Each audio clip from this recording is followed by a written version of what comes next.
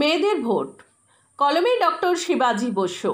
একটি গণতান্ত্রিক দেশে নির্বাচন এলেই রাজনৈতিক দলগুলি নিজ নিজ ইস্তেহার প্রকাশ করবে, এটাই নিয়ম। ক্ষমতায় এলে আগামী 5 বছর দেশের জন্য বা রাজ্যের জন্য নির্বাচক মণ্ডলীর জন্য কি কি করতে চায় তারই ফিরিস্তি থাকে দলীয় ইস্তেহারে। দেশ বা রাজ্যের নির্বাচক মণ্ডলী বলতে নারী পুরুষ উভয়কেই বোঝায়। দলীয় ইস্তেহারে আর্থসামাজিক পরিস্থিতি, শিল্প, শিক্ষা, আবাসন, গ্রাম ও শহরের উন্নয়ন, সেচ, কর্মসংস্থান প্রভৃতি নিয়ে একটি রাজনৈতিক দলের কী পরিকল্পনা রয়েছে সেই সবই ঠাঁই পায়। ভারতের এই আধা সামন্ততান্ত্রিক সমাজে নারী পুরুষের বৈষম্য নিয়েও রাজনৈতিক দলগুলি তাদের বক্তব্য পেশ করে ইস্তেহারের মাধ্যমে। এতে কোনো অন্যায় নেই, বরং এটাই স্বাভাবিক। ভারতীয় সমাজে নারী পুরুষের বৈষম্য সৃষ্টি করা হয়েছে সেই প্রাচীন যুগ থেকেই। আজও এই বৈষম্য বিদ্যমান। ব্রিটিশদের কবল থেকে মুক্ত হয়ে আজ এই 75 বছর পরেও নারী পুরুষের বৈষম্য ঘোচাতে পারেনি দেশের শাসক দল। এই নিয়ে আইন রচিত হলেও তা কার্যকরী করতে গড়িমসি করছে শাসকরা। স্বাভাবিক নিয়মে মহিলারা রাষ্ট্র পরিচালনায় অংশগ্রহণ করতে পারেনি, তার জন্য আলাদা করে আইন করতে হয়েছে। তারপরেও কি নারী পুরুষের বৈষম্য ঘুচেছে? ফলে মহিলাদের মন জয় করতে দলীয় ইস্তেহারে আলাদা সুযোগ সুবিধা ঘোষণা করে রাজনৈতিক দলগুলি। আসলে রাজনৈতিক দলগুলি প্রমাণ করে ছাড়ে ভারতীয় সমাজে আজও মহিলারা কতটা বৈষম্যের শিকার। তাই ভোট রাজনীতিতে মহিলাদের ভোট একটা জোরালো ইস্যু হয়ে দাঁড়িয়েছে ভারতীয় রাজনীতিতে। নারী পুরুষের বৈষম্য ঘোচানো না, শুধু ক্ষমতা দখলের জন্য মহিলাদের জন্য প্রকল্প ঘোষণাটা রাজনীতি চর্চাকারীদের গোল বাঁধে বইকি। আবার মহিলাদের জন্য আলাদা প্রকল্প ঘোষণা করে আরও কি নারী পুরুষের বৈষম্য ফারাক করা হচ্ছে তা নিয়েও প্রশ্ন উঠতে শুরু করেছে। আবার মহিলাদের ভোটের দিকেই বা নজর কেন রাজনৈতিক দলগুলির? কোন তাগিদে নির্বাচনে মহিলা ভোট ইস্যু হয়ে দাঁড়ায়? মহিলা ভোট ইস্যু তুলে কি মহিলাদের অপমান করা হচ্ছে? নারী সমাজকে ছোট করা হয়নি তো? ভোটের তাগিদে কবে থেকেই বা মহিলা ভোট ইস্যু হলো? মহিলা ভোট ইস্যু কি নিম্ন মেধার রাজনীতি? এসব নিয়েই এই প্রবন্ধের অবতারণা। এটা প্রমাণিত যে আমাদের দেশে আজও শিক্ষা সচেতনতায় আজও পিছিয়ে মহিলারা। 2011 সালের জনগণনা অনুসারে দেশে সাক্ষরতার হার প্রায় 74%। তার মধ্যে পুরুষ সাক্ষরতার হার 82.14% আর মহিলা সাক্ষরতার হার 65.46%। অর্থাৎ সাক্ষরতা ও সচেতনতায় পিছিয়ে আমাদের দেশের মহিলারা। আর এই মহিলাদের নিয়েই রাজনৈতিক দলগুলি যত কান্নাকাটি করে, অর্থনৈতিক দিক থেকে তো বটেই, সামাজিক দিক থেকেও অনেক পিছিয়ে দেশের মহিলারা। স্বাধীন দেশের সংবিধান রচনার সময়ে নারী পুরুষের সমানাধিকার কথা ঘোষণা করা হয়, কিন্তু বাস্তবে আজও তার রূপায়ণ হয়নি। এর জন্য দায়ী শাসক দলগুলি। এ নিয়ে কোনো বিতর্ক চলতে পারে না। আরও স্পষ্ট করে বললে বলা যায় এর জন্য পুরুষরাই দায়ী। কেননা শাসক দলের মধ্যে পুরুষের সংখ্যাই বেশি। তারা কখনোই চায়নি মহিলারা তাদের সমকক্ষ হয়ে যাক। পুরুষ আধিপত্য খর্ব পুরুষরা চায়নি বলেই মহিলারা আজও পিছিয়ে। নারী সমাজকে আজও সামন্ততান্ত্রিক নিয়মের বেড়াজালে আটকে রাখা হয়েছে। সভা সমিতিতে নারী দরদি নেতা নেত্রীরা নারীর ক্ষমতায়ন থেকে শুরু করে নারী স্বাধীনতা, নারী স্বাবলম্বন নিয়ে কত কথাই না আউড়ে যান শাসক দল থেকে বিরোধী দল। এই সব নেতা নেত্রীদের কথার মারপ্যাচে পিছিয়ে থাকা মহিলারা প্রভাবিত হয়ে পড়ে খুব সহজেই। ভোটের অঙ্কে এই সংখ্যা কিন্তু কম নয়। মহিলা ভোট নিয়ে বেশি করে চর্চার আলোতে এসে পড়ে 2021 সালের ফেব্রুয়ারি মাসে। পশ্চিমবঙ্গ রাজ্যের বিধানসভা নির্বাচনের ঠিক আগে শাসক দলের নেত্রী লক্ষ্মীর ভাণ্ডার নামে একটি প্রকল্প ঘোষণা করে বসেন। এই প্রকল্প অনুযায়ী মহিলাদের ব্যাংক অ্যাকাউন্টে নগদ টাকা জমার কথা ঘোষণা করেন তৃণমূল নেত্রী তথা মুখ্যমন্ত্রী মমতা বন্দ্যোপাধ্যায়। এই নির্বাচনে সেটাই ছিল শাসক দলের মাস্টার স্ট্রোক। বিপুল সংখ্যা গরিষ্ঠ আসন নিয়ে ফের ক্ষমতা দখল করে তৃণমূল কংগ্রেস। লক্ষ্মীর ভাণ্ডারকে নির্বাচন জয়ের মাস্টার স্ট্রোক বলে স্বীকৃত দিয়েছে শাসক দল। তারপরেই দেশ জুড়ে মহিলা ভোট নিয়ে চর্চা বেড়ে যায়। একের পর এক রাজ্যে নগদ টাকার রাজনীতি নেমে পড়ে জাতীয় ও আঞ্চলিক দলগুলি, তবে বিভিন্ন নামে। কোথাও লাডলি বাহেনা যোজনা বা কোথাও মহালক্ষ্মী যোজনা। আসাম, তামিলনাড়ু, হিমাচল প্রদেশ, মধ্যপ্রদেশ, তেলেঙ্গানা, মহারাষ্ট্র, অন্ধ্রপ্রদেশ, পাঞ্জাব প্রভৃতি রাজ্যে শাসক বিরোধী রাজনৈতিক দলগুলি মহিলাদের সন্তুষ্ট করতে প্রতিযোগিতার আসরে নেমে পড়ে। যেন মহিলা ভোটের নিলাম শুরু হয়ে গিয়েছিল। একবারও কি এই রাজনৈতিক দলগুলি ভেবেছিল এই বিপুল টাকা কোথা থেকে আসবে? এই রাজ্য কোষাগার ফাঁকা করেই তো দিতে হবে এই হাজার হাজার কোটি টাকা। পিছিয়ে থাকা মহিলারা কি ভোট দেওয়ার আগে ভেবে দেখেছিল এই বিপুল টাকা তাদের ঘাড় থেকেই তুলে নেবে শাসক দল? করের বোঝা চাপিয়ে, জিনিসপত্রের দাম বাড়িয়ে, বিদ্যুতের মাশুল বাড়িয়ে বা আরও কত কিছু করে। অবশ্যই এই জটিল হিসেব নিয়ে ভাবার সময় কোথাও এইসব প্রান্তিক মহিলাদের।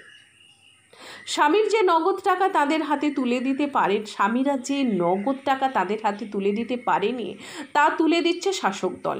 এই রাজ্যের লক্ষ্মী ভাণ্ডারের ঘোষণায় খুশির জোয়ার বয়ে গিয়েছিল লক্ষ লক্ষ মহিলা ভোটারদের মধ্যে। প্রশ্ন তো উঠতেই পারে, নাগরিকদের হাতে নগদ অর্থ তুলে দেওয়া দেশের বা একটি রাজ্যের অর্থনীতির ক্ষেত্রে কতটা যুক্তিযুক্ত? এ নিয়ে তাবর তাবর অর্থনীতিবিদদের মধ্যেও এক বাক বিতণ্ডা শুরু হয়েছে। শুধুমাত্র ক্ষমতা দখলের জন্য ভোটারদের এক অংশকে প্রলুব্ধ করে কাঁড়ি কাঁড়ি সরকারি অর্থ বিলি করার মানে কি? দেশের জ্বলন্ত সমস্যার দিকে না তাকিয়ে ক্ষমতায় টিকে থাকতে এ কোন ছলনা? অশিক্ষিত, অর্ধশিক্ষিত, গরিব মহিলাদের শিক্ষার হার না বাড়িয়ে, তাদের ক্রয় ক্ষমতা বৃদ্ধি না করে শুধুমাত্র নগদ টাকা হাতে তুলে দিয়ে কি বোঝাতে চায় শাসক দল? এই নগদ রাজনীতির ধারণা তৈরি নিয়ে অর্থনীতি বিশেষজ্ঞদের মধ্যেও বিতর্ক রয়েছে। এই ধারণার কথা 1795 সালে বলে গিয়েছেন আমেরিকান বিপ্লবী টমাস পেইন।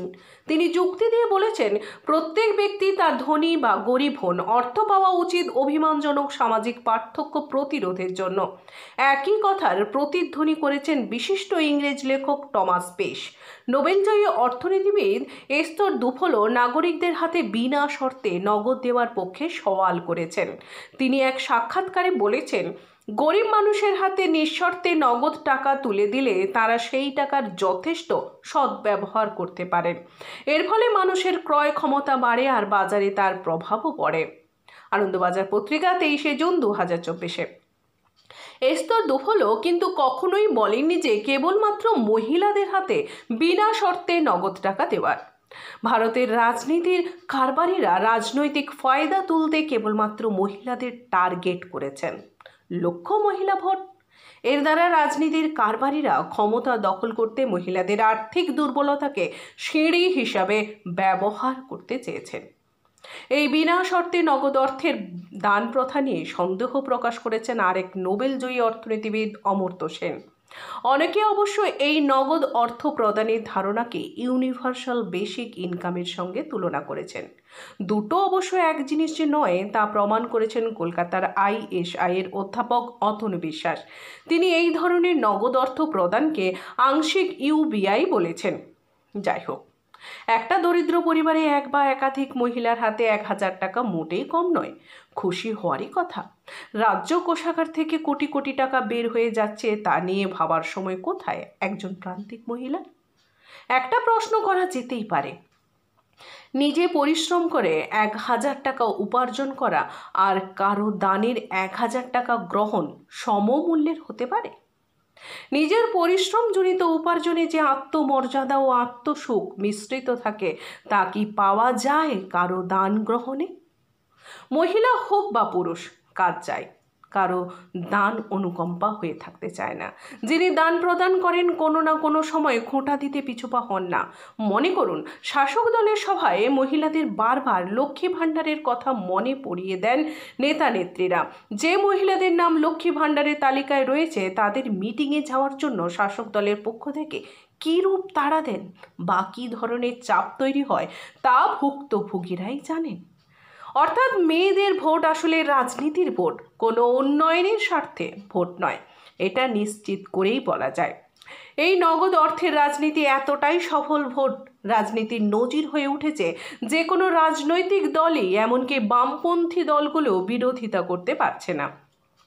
একজন পিছিয়ে থাকা মহিলাকে শিক্ষিত, সচেতন ও সুনাগরিক হিসেবে গড়ে তোলার পরিবর্তে তার একটি ভোট কিভাবে ব্যাগে ভরা যায় তা নিয়েই মাথা ব্যথা শাসক দল থেকে বিরোধীদের।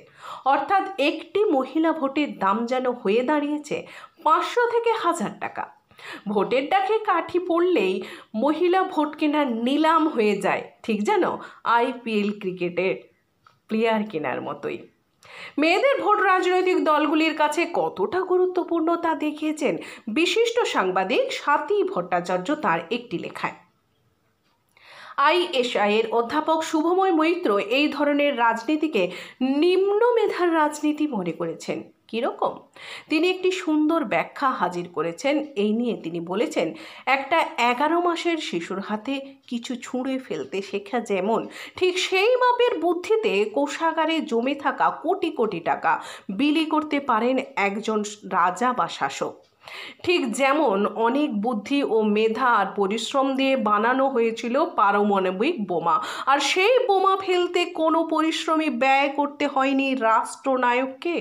ঠিক সেই রকমই রাজ্যের হাতে প্রচুর টাকা আছে, সেই টাকা নিম্নবিত্তের মধ্যে বিতরণ করব, সেই দেখিয়ে ভোট পাবো, এর মধ্যে কোনো মেধার বিষয় নেই। ঠিক যেমন একটা শিশুর খেলনা ছুঁড়ে ফেলার মতো। সমাজতাত্ত্বিক বিশ্লেষণ করে বলা যায়, এই ধরনের দান খয়রাতিতে গ্রাহকদের ক্রমশ চাহিদা বাড়তে থাকে। একসময় এই চাহিদা পূরণ করতে অপারগ হয়ে ওঠে শাসক দল। তখনই শাসক দল থেকে মুখ ফিরিয়ে নেয় বেনিফিশিয়ারিরা।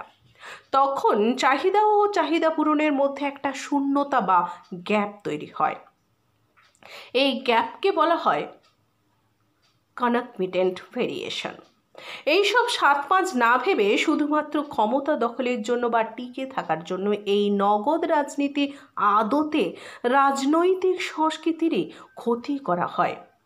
ভাবুন তো, আমাদের এই দেশে বা পশ্চিমবঙ্গ রাজ্যে কি ভয়ঙ্কর সব সমস্যায় জর্জরিত মানুষজন, তা নিয়ে মাথা ব্যথা আছে শাসক দলে।